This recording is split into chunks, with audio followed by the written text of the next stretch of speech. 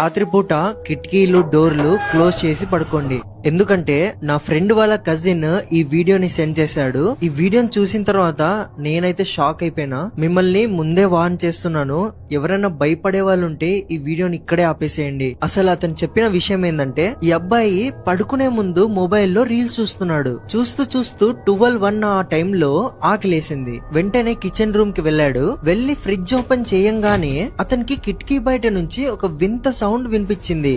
ఇలా ఇదేదో వింతగా ఉందని మొబైల్ రికార్డింగ్ ఆన్ చేసి మరి కిటికీ ఓపెన్ చేసి చూస్తే